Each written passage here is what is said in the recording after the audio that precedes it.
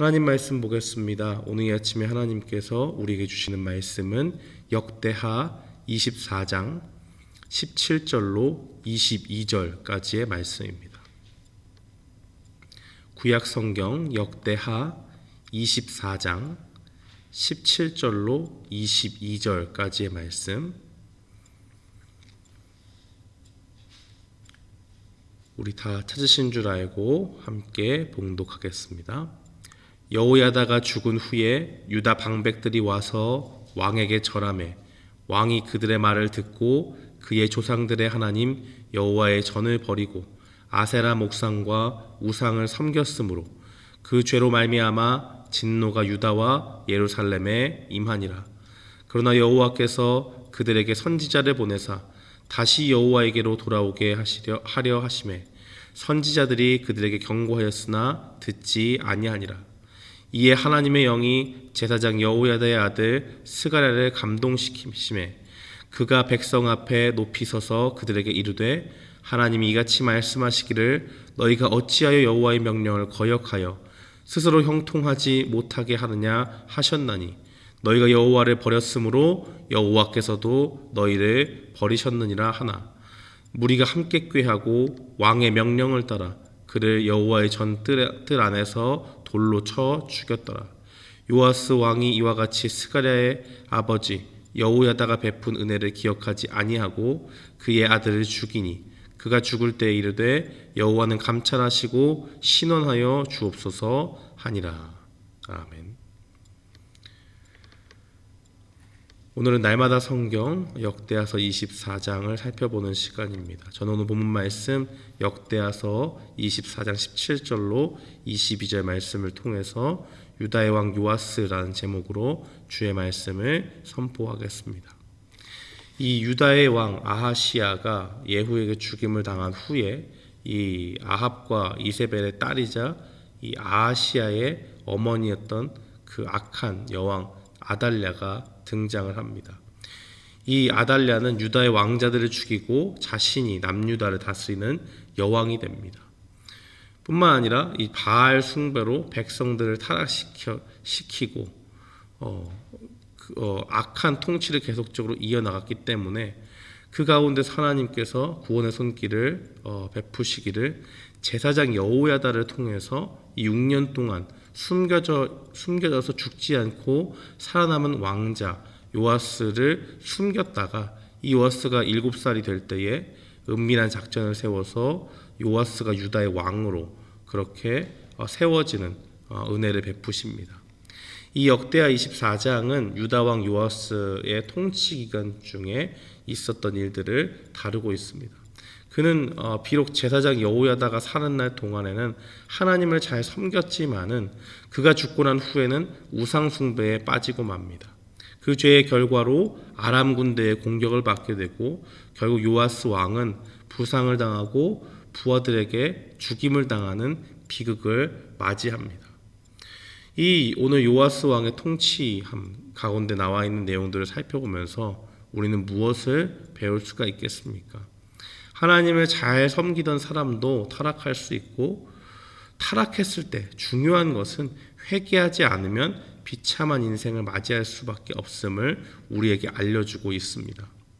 요아스 왕은 7살 때 왕이 되어서 40년 동안 남유다를 다스렸는데 그가 결혼한 이후에 뜻을 세우기를 하나님의 성전을 좀 잘 이렇게 돌봐야겠다라는 그 결심을 하게 됩니다. 그것이 4절에 나와 있지요. 이 7절에 보니까 아달랴 그 여왕의 아들들이 하나님의 전을 파괴하고 성전에 들어가서 성전 기물을 하나님을 위해 사용하는 것이 아니라 그것을 막 꺼내다가 우상을 위해서 바알을 위해서 사용을 했습니다. 하나님의 전은 일부 공사가 필요했고 5절에 보니까 요아스는 이것을 필요성을 직감을 하고 제사장들과 레위 사람들에게 성전을 수리할 것을 명령하는데 그것이 그렇게 빨리 진척이 되지 않으니까 자신이 직접 발벗고 나섭니다. 이 성전을 수리하려면 비용이 들지 않겠습니까? 근데 이 비용을 율법에서 오면 성전세로 충당을 할 수가 있었습니다. 출애굽기 30장 11절로 16절에 보면 성전에 내는 세금이 나오는데 생명의 속전, 즉 생명을 대신해서 지불하는 돈을 말합니다. 사람은 누구나 죄로 인해서 죽을 수밖에 없었는데 그 죽음에서 죄를 용서해 주시는 은혜로 하나님께서 그 은혜를 베푸셔서 우리가 살 수 있게 되는 그런 은혜를 받게 되죠.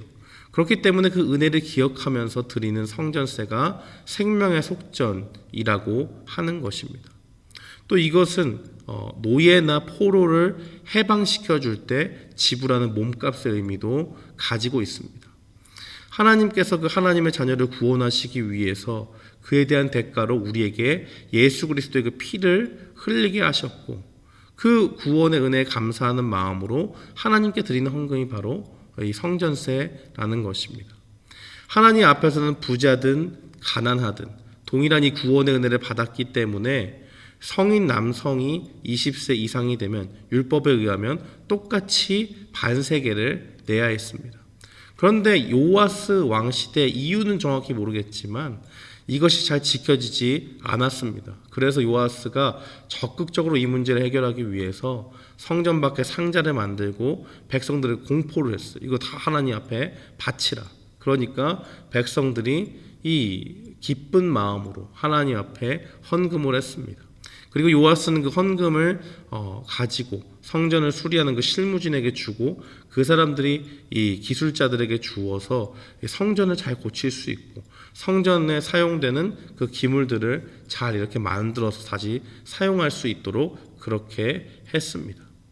제사장과 레위인도 이 하나님의 성전을 잘 돌보지 못했는데 왕이 직접 나서서 이런 일을 하니까 그가 얼마나 하나님을 사랑했는지를 알 수 있습니다. 그러나 문제는 이 제사장 그와 함께했던 그의 영적인 멘토였던 제사장 여호야다가 죽은 후에 생깁니다. 그는 다른 유다 지도자들과 함께 하나님이 아닌 아세라 여신상과 우상을 섬기는 잘못을 저지릅니다. 왕이 이렇게 되고 유다의 지도자들이 이렇게 되니까 그의 백성도 똑같이 우상 숭배의 죄를 하나님 앞에 짓게 되었습니다. 그런데 중요한 것은 19절에 보니까 하나님이 유다 백성들을 하나님께 돌아오게 하시려고 선지자들을 보냈다는 겁니다. 선지자들을 보냈는데 백성들이 그들의 말을 듣지 않습니다. 그러니까 또 누굴 보내십니까? 제사장 여호야다의 아들 스가랴를 통해서 하나님의 말씀을 전합니다. 그는 무슨 말씀을 전했습니까? 너희가 여호와를 버렸으므로 여호와께서도 너희를 버리셨느니라 라는 그 말을 스가랴의 입술을 통해서 선포하게 하십니다. 그런데도 이 왕 주위에 있는 사람들에게 왕이 도저히 회개를 하지 않았습니다.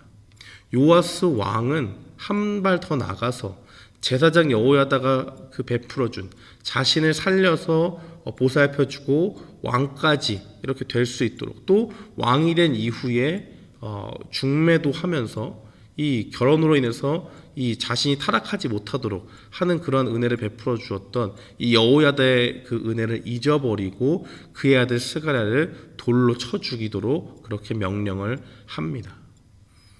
그러니까 스가랴가 죽으면서 자신의 죽음을 하나님 앞에 억울하니까 호소하고 하나님이 이 죽음에 대해서 갚아주시기를 호소하는 그런 내용으로 오늘 본문이 끝나는 것을 보게 됩니다. 이 죄의 결과가 어떻게 드러나느냐? 결국에는 소수의 병력으로 있던 이 아람 군대가 이 남유다를 공격하게 되고 그들이 가지고 있던 재산들을 빼앗고 결국 이 그 전투로 인해서 이 요아스 왕은 부상을 당하게 되는데 그 부상 중에 이 여호야다의 아들 스가랴를 죽인 것에 앙심을 품은 사람들이 그 밑에 부하로 있었는데 그 부하들이 작전을 짜서 이 왕을 죽이게 되는 그러한 비극적인 결말을 맞게 되는 것입니다. 그리고 그는 왕이었지만 왕의 묘실에도 들어가지 못하는 그러한 신세로 전락하게 되었습니다. 사랑하는 성도 여러분, 오늘 말씀을 통해서 우리는 무엇을 깨달을 수가 있습니까? 우리에게도 신앙이 좋았던 시절이 있었을 것입니다. 과거를 살펴보면 하나님을 뜨겁게 사랑하고 하나님의 일을 내 일처럼 여기던 그런 시절이 있었을 겁니다. 그러나 그 시절이 참 계속되면 좋겠지만은 우리는 연약함 가운데 그렇게 좋은 믿음을 늘 유지하고 살지 못할 때가 있습니다. 요아스 왕처럼 처음에는 하나님을 위해서 성전도 건축하고 열심히 그 성전을 중수하기 위해서 보수하고 고치기 위해서 열심을 내다가도 자신도 모르는 사이에 우상 숭배에 빠지듯이 죄를 짓고 살게 되는 것입니다. 우리의 대적 마귀는 우리 주변에서 놀고 있지 않습니다. 우리를 노리고 우리 개개인의 약점을 파고들어서 우리를 유혹하고 우리의 연약함 가운데 넘어지게 합니다. 그렇기 때문에 그 우리가 가지고 있는 연약함과 또 사탄의 그런 악한 계획들 때문에 우리는 때때로 이 사탄의 계략에 우리의 힘으로 버티지 못하고 유혹에 넘어지고 실패 가운데 나아가게 되는 것입니다. 그러나 그때에 우리가 기억해야 될 것이 있습니다. 하나님은 우리가 죄 가운데 넘어져 있을 때에 우리가 다시 하나님께로 돌아오기를 원하신다는 겁니다. 요아스와 유다 백성들이 하나님께 등을 돌리고 선지자들에게 말을 기울이지 않을 때에 하나님은 다시 스가랴를 보내서 말씀하시지 않습니까? 그 이유가 무엇이냐?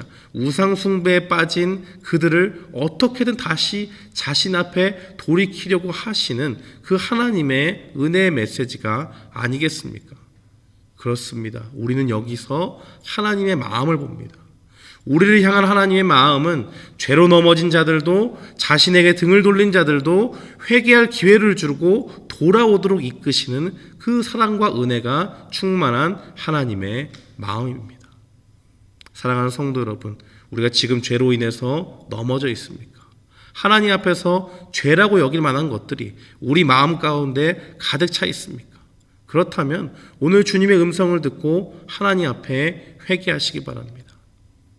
오늘 말씀을 기억하면서 하나님의 마음을 헤아리고 죄 가운데 회개하고 하나님 앞에 돌아오기를 원하는 그 하나님의 은혜 넘치고 사랑이 넘치는 그 사랑의 마음을 우리가 헤아리고 우리의 마음도 하나님 앞에 드리기를 힘쓰며 나아가는 우리 모두가 되기를 주님의 이름으로 축원합니다. 아멘.